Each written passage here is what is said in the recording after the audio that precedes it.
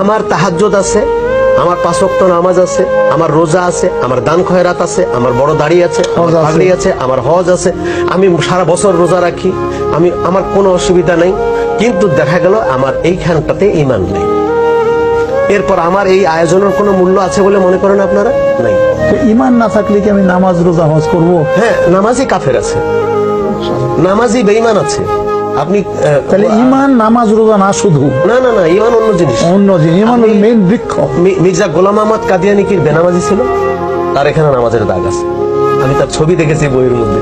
তার মাথায় পাগড়ি আছে, তার বড় দাড়ি আছে, এখানে নামাজের দাগ আছে। কিন্তু মির্জা গোলাম আহমদ কাদিয়ানী কাফের, রাসূলুল্লাহকে টক্কর দিয়ে বলেছে আমিও নবী। নাউজুবিল্লাহ।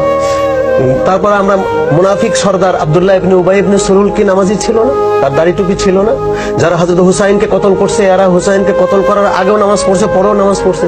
যারা হযরত ওসমানকে কতল করছে, ওসমানের দরজায় তারা ছিল না, নামাজ পড়ছে না 40 দিন? কে নামাজ পড়ে নাই? সুতরাং নামাজ, দাড়ি, টুপি ঈমানের অলংকার হতে পারে, কিন্তু ঈমান অন্য জিনিস। রাসূলুল্লাহ বলেছেন, লা ইউমিনু আহাদুকুম হাত্তা আকুনা আহাব্বা ইলাইহি মিন ওয়ালিদিহি ওয়া ওয়ালাদিহি ওয়ান নাসি আজমাইন। সুবহানাল্লাহ। পৃথিবীর সবকিছু পরিষ্কার, নিজের জীবনটার চাইতে যতক্ষণ আমাকে বেশি ভালো না বাসবে ততক্ষণ সেটা ঈমানদার নয়। সুবহানাল্লাহ। পরিষ্কার কথা। তাহলে আমি পৃথিবীতে যেখানে যেখানে ঘুরেছি সবচেয়ে বেশি খুশি হয়েছি আল্লাহ রসুলের প্রেম বেশি থাকলে আমার দেশে আছে। কেন? এই দেশে রাসূলুল্লাহ প্রেমিকদেরকে পাঠিয়েছেন। ওই প্রেমিকদের প্রভাবে, আল্লাহর ওলিদের প্রভাবে এই দেশের মানুষ আল্লাহওয়ালা হয়েছে, প্রেমিক হয়েছে। এখন আসুন, ঈদে মিলাদুন্নবী নাই কোন জায়গাটায় পৃথিবীতে? আল্লাহর ঘরে শবে বরাত নাই বলে প্রচার করা হচ্ছে সৌদি আরবে বা মক্কা শরীফে কোথাও শবে বরাত নাই। শবে বরাতের দিন হেরুন শরীফের দোতলায় গিয়ে দেখি মিলাদ শরীফ। সুবহানাল্লাহ। আমি ক্যামেরা নিয়ে গেছি, ভাগ্যিস আমি চতুর্পাশ থেকে ক্যামেরা করে নিয়ে এসে বাংলাদেশের আমাদের কাফেলা অনুষ্ঠানে দেখিয়েছি। তারপর বলা হয়েছে বাংলাদেশে একঝাক টেলিভিশন আসছে, মোল্লাদের অভাব নেই। তারা বলতেছে ওগুলো ফারুকী সাহেব কোত্থেকে চুরি টুরি করে আনছে, এগুলো আসলে মক্কা শরীফের না। আমি আজও চ্যালেঞ্জ করছি, আমার কাছে সিডি আছে, চলুন মক্কা শরীফ এবং আগামী শবে বরাতে চলুন, আমি দেখাবো। তাহলে তারা সেখানে মিলাদ শরীফ হচ্ছে, নবী পাকের বাচ্চাদেরকে নিয়ে আসছে বাড়ির থেকে শবে বরাতের রাত্রে।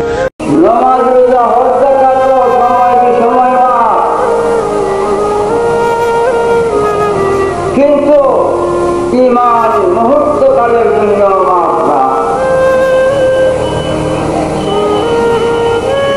এই ঈমান সংগ্রহ করা দরকার না?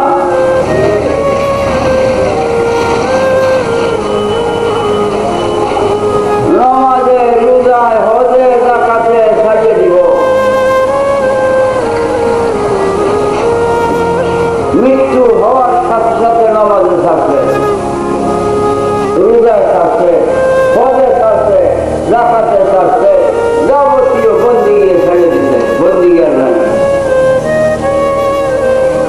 এখন গোসল কাফন দিয়া জানাজা করে না দাফন করব, কিন্তু ঈমানে চায় নাই। মৃত্যুর পরেও তার মধ্যে ঈমান আছে।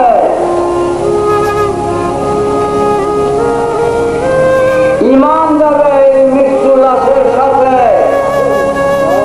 কবরে।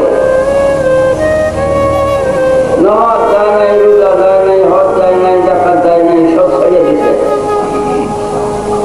ঈমানে থাকছে না।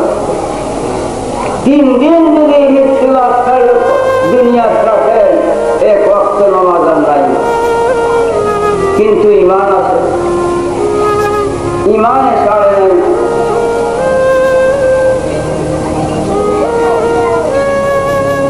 মা বাপ সন্তানকে ছাড়িয়ে দিছে, মা বাপ তো আর কবরে যায় নাই সন্তানের সাথে। মা বাপের চাইতে কোটি কোটি গুণে গুণান্বিত ঈমান, ঈমান যাবে কবরে সন্তানের সাথে। ভাই ভগ্নী, অর্ধাঙ্গিনী, সন্তানাদি সবাই ছাড়িয়ে দিছে, কিন্তু ঈমানে ছাড়ে নাই। ঈমান যাবে সাথে কবরে।